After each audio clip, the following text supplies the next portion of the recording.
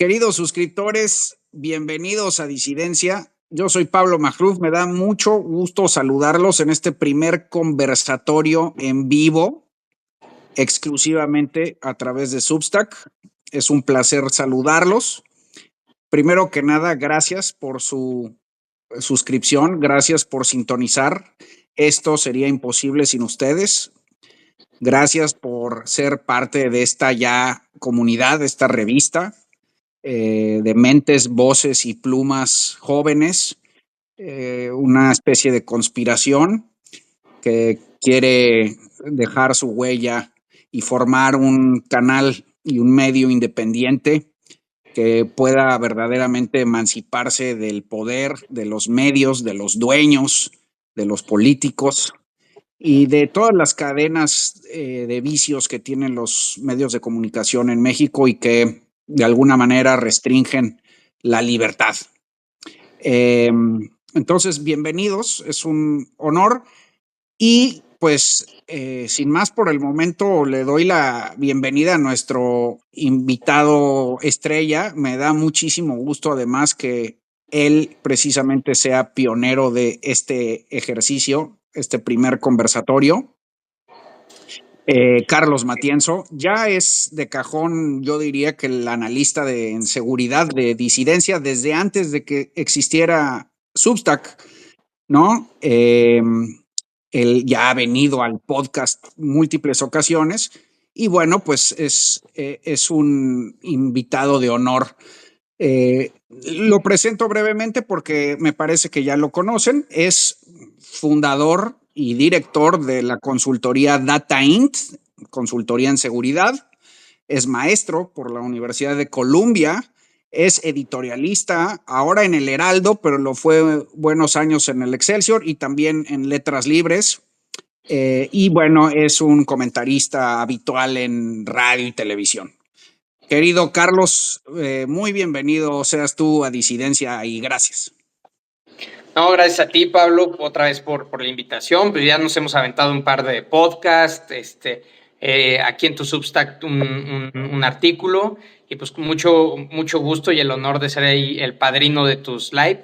Entonces, pues adelante y muchas gracias a quienes se conectan. Bueno, pues como ya se anunció, vamos a platicar sobre seguridad, que a mi juicio y en el de muchos otros es el tema fundamental de México, ¿no? Digamos que es el tema de que divide la civilización de la barbarie. Digamos que la almendra constitutiva, ¿no? O sea, ahí nos jugamos la verdadera supervivencia de México como Estado moderno o seguimos atrapados en esta violencia premoderna, ¿no? Vamos a hablar de qué significa la llegada de Trump y la designación de los cárteles como terroristas, el desempeño hasta el momento de García Harfuch, si es de verdad que tiene una nueva estrategia, la producción de fentanilo, las guerras internas en Sinaloa, en Guerrero, en Chiapas, parece que Morelos también ya se está calentando, la creciente militarización, entre otros temas. Aquí el chiste es que los amigos del auditorio pues hagan sus propias preguntas. Esta es la primera vez que hacemos un conversatorio, entonces ténganme paciencia, no sé exactamente cómo funciona. Ahorita voy a jalar preguntas del público y yo te las voy a ir moderando a ti, querido Carlos, si te parece bien. Súper. Entonces, queridos escuchas, bueno, más bien ya audiencia, digamos, televidente, si se puede decir así, pues adelante, yo aquí los leo, ustedes pueden escribir sus preguntas directo, siéntanse en total libertad, yo las voy a leer y para romper el hielo, pues yo voy a hacer la primera pregunta, creo que tengo ese derecho, ¿no? Ese privilegio. Y bueno, creo que una de las preguntas en mente de pues prácticamente todos los mexicanos, querido Carlos, es ¿qué pensar de la designación de terroristas que promete Trump, una de sus grandes promesas de campaña? probablemente la cumpla, porque hay mucho voto depositado detrás de eso. Tiene todo un equipo, digamos que comprometido con esa etiqueta, desde su zar fronterizo hasta su secretario de Estado y de la Defensa y su procuradora, en fin. Eh, ¿Qué piensas? Hay todo un dilema en México. Hay gente que cree que no es conveniente, hay gente que cree que sí, hay gente que cree que va a perjudicar mucho a México, más allá de lo que va a ayudar a combatir a los criminales. Hay gente que cree que es estéril, realmente es una cuestión muy simbólica. ¿Cómo lo resumirías tú y qué contestarías? Sí, mira, hay varias aristas en el tema de la designación como terroristas de las organizaciones criminales mexicanas, particularmente de los dos grandes cárteles en cuestión, que es el cártel Jalisco y el cártel de Sinaloa. Está la arista conceptual y platicamos de eso ahorita, o sea, si se les puede llamar o no terroristas. Está la arista práctica, qué significa si lleva ese paso adelante Estados Unidos. Y me parece que también hay toda una cuestión de si son o no son terroristas, qué terminan por ser estas organizaciones y qué debería de hacer el gobierno mexicano más allá de lo que haga Estados Unidos. En la parte conceptual, pues hay un debate válido, me parece, tanto desde el punto de vista académico como práctico, si son o no terroristas estas organizaciones criminales, en particular las mexicanas.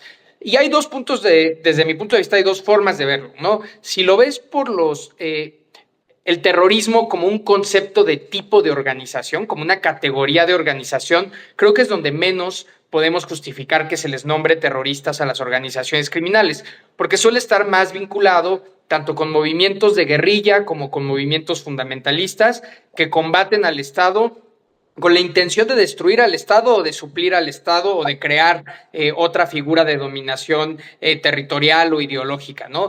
Y utilizan ciertas herramientas que los hacen característicos.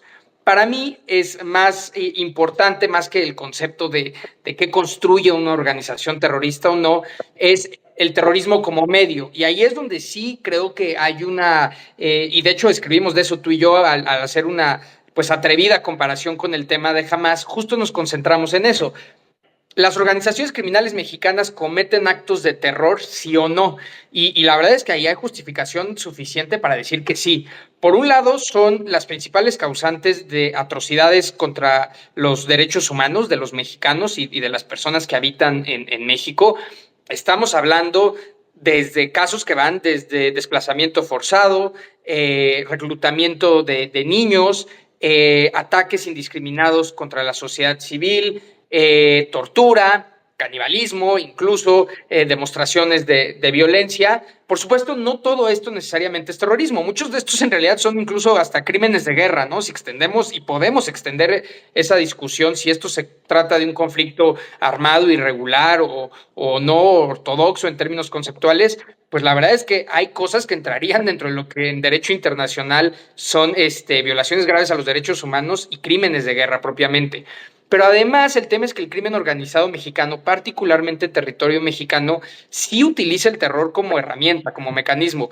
Y es eso que conocemos comúnmente como calentar la plaza. O sea, calentar la plaza es ir a cometer actos a veces de terror para empujar a que las autoridades tomen una postura sus rivales, llámense criminales o autoridades del Estado, tomen decisiones por un lado o por el otro. Es decir, hay un uso del terrorismo de forma racional, que eso también sucede, por ejemplo, en las guerrillas, no tanto así en el fundamentalismo, aunque también se podría argumentar que lo hacen de forma racional.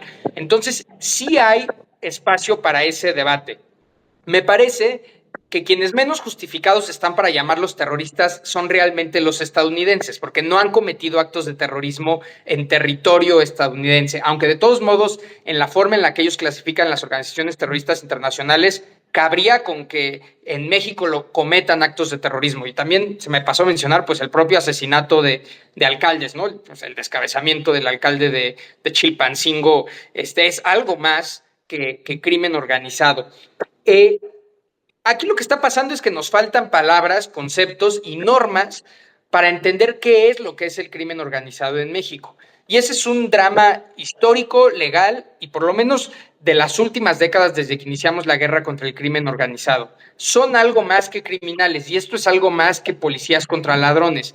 Son organizaciones que ocupan territorio nacional, que combaten al Estado, que combaten entre ellos, que se arman como agrupaciones armadas organizadas y por otro lado, que cometen delitos que van más allá de la seguridad pública. Y el problema en México es que no tenemos bien legislado ni tenemos crímenes específicos en materia de seguridad nacional, aunque sí tenemos terrorismo, por ejemplo, sí está en el Código Penal. Pero no hemos logrado constituir qué es el crimen organizado, particularmente ese que se arma, que controla territorios, que comete matazones, que recluta personas, etcétera. Y ese vacío ha generado que otros estados u otros agentes externos a México quieran dar un paso al frente y darle esa severidad que hoy no alcanza bajo las leyes mexicanas, ni siquiera bajo los acuerdos internacionales de combate al crimen organizado. Incluso creo que hoy Marco Rubio, un poco en su comparecencia, decía eso. Sí cometen actos de terror, pero no sé si sí o no es lo mejor designarlos como terroristas, pero algo se tiene que hacer, algo más son estas organizaciones criminales. Incluso él decía, son más sofisticados que las organizaciones terroristas, y pues, por supuesto que lo son. Entonces, mi primer comentario es, hay debate, y se vale darlo. Yo no cerraría de carpetazos si son terroristas o no, pero por lo menos podemos decir que cometen actos de terror. Segundo, que no nos alcanzan las palabras ni las leyes en como lo hemos hecho en México, porque esto, delincuencia organizada, al final del día es simplemente un acto delictivo de organizarse, que puede ser lo mismo una organización de secuestradores que hoy en día una organización paramilitar en Michoacán. Entonces tendría que haber algo más y ese vacío está provocando la reacción de Estados Unidos. Y lo tercero, lo práctico. ¿Qué pasa si sí se avientan a nombrar terroristas a las organizaciones criminales en Estados Unidos? La verdad es que el principal efecto, al menos legalmente, es en Estados Unidos. O sea, es todo este andamiaje que viene principalmente de ataques terroristas de 2001 en Estados Unidos, que se crean nuevas legislaciones contra el terrorismo, se crean estas designaciones, incluso se crean nuevas instituciones como lo es Homeland Security. Todo este andamiaje en materia de terrorismo tiene un gran impacto, sobre todo en los estadounidenses, tanto personas como empresas, como organizaciones que colaboran con el terrorismo, ¿no? Y eso va desde castigos a esas personas, pero también una serie de medidas preventivas y de regulación y de vigilancia del gobierno estadounidense sobre, por ejemplo, los bancos, actividades financieras, sobre las empresas. Viene todo un tema muy complejo como de compliance, en el sentido de tendrías que ser muy cuidadoso como organización estadounidense en entrar en negocios con una organización mexicana, digamos una empresa que potencialmente lava dinero en México, pues te puedes meter en un bronconanón. Vendrían también muchísimas no legislación, vendría mucha vigilancia sobre el sistema financiero, sobre las redes de lavado de dinero. Entonces, por un lado, podría ser positivo en el sentido de que el efecto mayor es en Estados Unidos. Que organizaciones, por ejemplo, los que les venden armas, entrarían ya en otro juego y se enfrentarían a otras agencias de Estados Unidos, y eso podría ser positivo. Por otro lado, sí tiene un efecto negativo en México, que va a hacer de por sí ya más complicada la relación comercial y la relación de negocios, porque todo esto va a tener impacto en unidades económicas que hacen negocios con México y que ahora tendrán que cumplir con una serie de medidas preventivas para no caer en el supuesto de colaboración con organizaciones terroristas, ¿no? Y ahí va a haber un negociazo para los abogados, para los que hacen due diligence, para los que hacen compliance, porque entrará todo un nuevo esquema de regulación. Lo tercero, que es lo que le da miedo al gobierno mexicano históricamente, y por eso no nombra las cosas como son, nunca quiere hablar de guerra como tal o de conflicto armado, y mucho menos de terrorismo, es, digamos, esa aceptación de que México, al menos en porciones de su territorio, tiene un estado fallido, ¿no? Y lo que le da miedo a México históricamente es que la justificación de nombrar como terroristas a estas organizaciones abra la puerta a una intervención militar. Eso no está en las normas, o sea, eso hay que dejarlo muy claro. La designación no significa eso, pero narrativamente, digamos que le da el empaque conceptual a una potencial intervención de cualquier tipo a Estados Unidos, a México. Ahora, yo lo que creo es que nombren o no organizaciones terroristas al crimen organizado mexicano, va a haber tropas en México, ¿no? Y me hago responsable de este comentario. Yo creo que va a haber operaciones encubierto en territorio mexicano, llámese de la propia DEA, de la CIA o incluso de fuerzas militares. Y la probadita, pues ya la tuvimos. Yo soy de los que creen la hipótesis de que la detención del Mayo Zambada hubo personal estadounidense involucrado, no sé si en la detención material, pero al menos en la logística y en la organización de esa detención. Y nos podemos ir más atrás, o sea, la DEA secuestró a un médico tras el asesinato de Camarena en los 90s, y eso terminó en un juicio, una pelea judicial del Estado mexicano, incluso hasta Canadá se metió, porque dijeron, wow, Estados Unidos puede secuestrar a una persona en territorio mexicano y luego presentarlo ante la justicia, y de hecho terminó en la Suprema Corte de Estados Unidos y lo avaló, o sea, avaló que no importaba cómo aparecía un detenido en Estados Unidos, lo podían juzgar. Entonces no sería tan anómalo ver ese tipo de acciones encubiertas. Yo no creo que se avienten a nombrar las organizaciones mexicanas como terroristas, sobre todo porque el impacto estaría allá. Entonces va a haber resistencia desde Estados Unidos, en el sector financiero, bancario, en las empresas en Estados Unidos. También creo que Marco Rubio hoy le dio un guiño al gobierno mexicano, en el fondo. Para mí esa es la nota, más allá del alarmismo que han tomado algunos medios mexicanos. Un poco lo que él dijo es, la posición del Departamento de Estado es que preferimos colaborar con México si ellos quieren coordinarse para combatir al crimen. Obviamente lo que dice Marco Rubio es, yo voy a jugar al good cop en esta relación y eso me va a permitir avanzar otras agendas.